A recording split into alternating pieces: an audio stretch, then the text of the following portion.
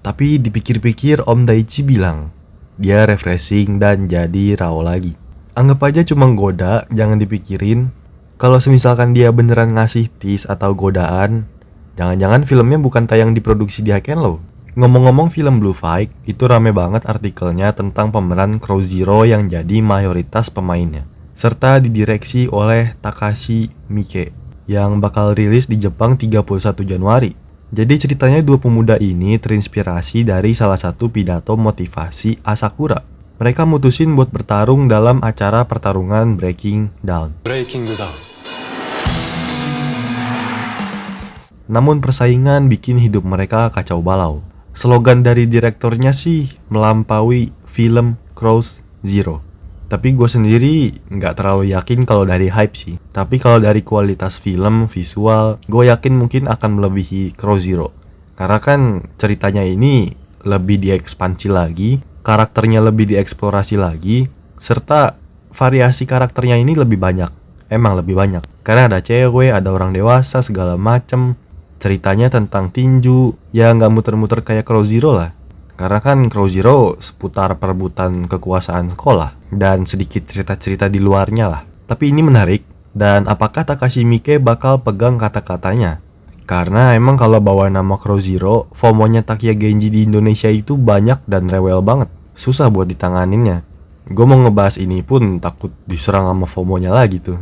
Yang emang di pikirannya itu cuma ada Genji, Takia Genji, rindaman terkuat nggak ada lawan.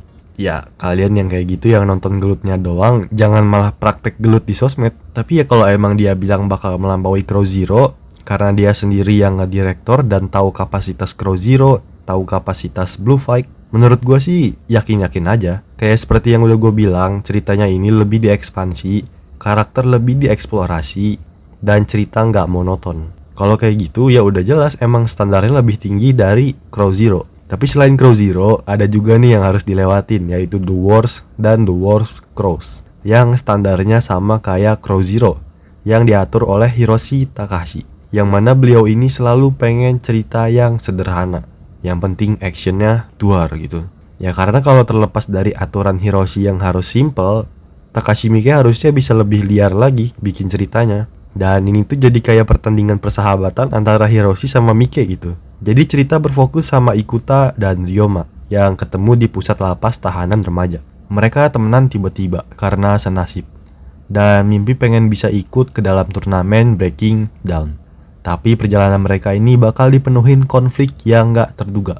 Gak berperan sebagai bos terakhir yang bakal ngehadang dua anak ini.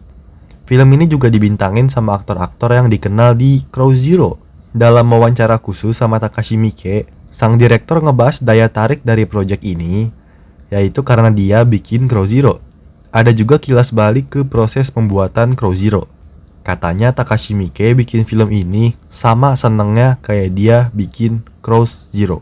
Dan menurut Miike sendiri, manga Crows udah gak menarik lagi bagi pembaca. Dan yang paling sering dikritik juga yaitu ceritanya terlalu ringan dan monoton. Ringan gak masalah, monoton yang jadi masalah. Dan dilanjut Miike bilang, jarang atau bahkan gak ada cewek di Crow Zero. Jadi ditambahin unsur cewek di Blue Fight ini, buat variasi karakter kayak yang udah gue bilang. Dan selama wawancara ini, isinya juga Miike emang gak bisa move on juga nih dari Crow Zero. Karena emang salah satu karya terbaiknya dia, yang sukses juga dan mendunia. Bahkan film dia sendiri ini dijadiin ambisi buat ngalahin lagi filmnya sendiri. Jadi ngalahin film sendiri. Kita lihat, apakah bisa Miike ngalahin film lamanya? Karena pemainnya sendiri pada percaya sepenuhnya sama Miike. Sampai ada yang bilang gini, selagi disutradarai oleh Takashi Miike, saya serahkan semuanya. Dan aktor yang dipakai Miike di sini tuh aktor yang debut dan baru semua. Karena emang ambisi dia juga ngegedein nama aktor-aktor pilihannya dia ini dengan apa yang si aktor bisa. By the way, wawancara itu dari Natalie.mu yang emang rajin banget dah jadi salah satu source resmi yang gue pakai buat bawain berita-berita terkait wawancara, baik Hilo maupun Crows. Web ini tuh aktif banget gitu dan ngebantu banget lah buat kreator kayak gue. By the way, Blue Fight di Jepang rame pake banget karena adanya GAK juga. Di channel YouTube resminya aja terakhir yang BTS-nya itu yang di judul ada nama GAK ditonton 1,3 juta kali. Buat yang nggak familiar sama GAK, jadi dia tuh pernah main di Bima X episode 22 kalau nggak salah, dan jadi Noir di Satria Heroes. Film ini juga didukung sama pemeran-pemeran lama Crow Zero cuy. Mikuru Asakura yang seorang petinju di real life sekaligus produser film ini, waktu syuting itu sampai di DM pemeran Mikami Kyodai dan bilang katanya seru atau gue pengen ikut gitu. 僕三上兄弟でしたっけが好きで、で今回のね映画の時になんかインスタで DM 来てましたね。なかなか。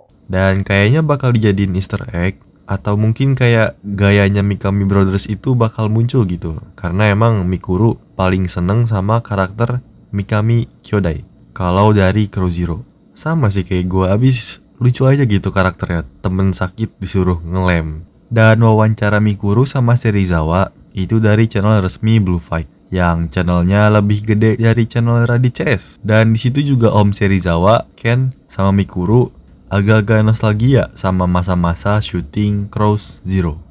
Dan emang kebanyakan orang itu nggak bisa move on dari Crow Zero karena dari vibes-nya itu kental dan nusuk banget ke ingatan kita. Bahkan Mike sendiri nggak bisa move on. Oh iya, ada fakta menarik juga.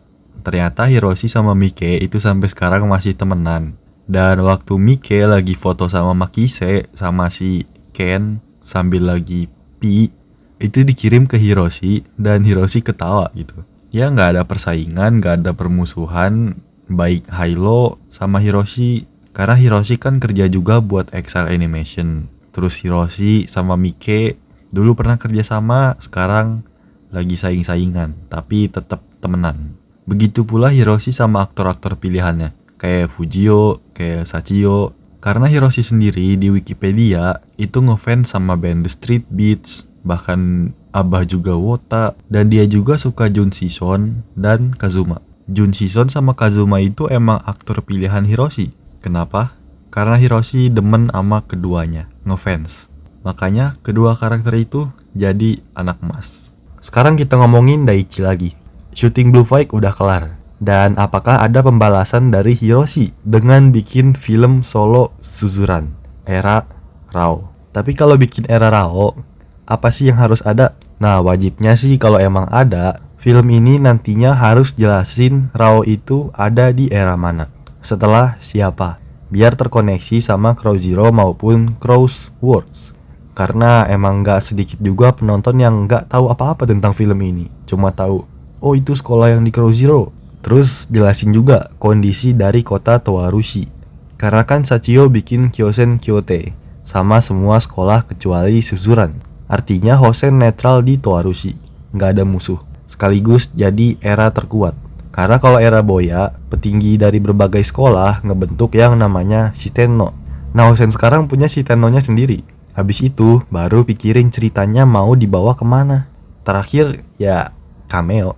Bagusnya sih ambil flashback dari era Rao SMP sampai ke Suzuran. Kan bakal seru tuh karena nggak dijelasin juga. Sampai yang masih bikin legenda-legenda fake-nya Rao. Legenda yang dilebih-lebihin sama si Mashi. Terus disebarin kabarnya. Dari dibilang minum waktu kelas 1 ke bar ngancurin sampai tutup. Yang kenyataannya cuma nolong anak panti dari bapaknya yang durjana. Kalian sendiri film Wars era Mario ini pengennya ditambahin apa selain cameo? Coba tulis di kolom komentar.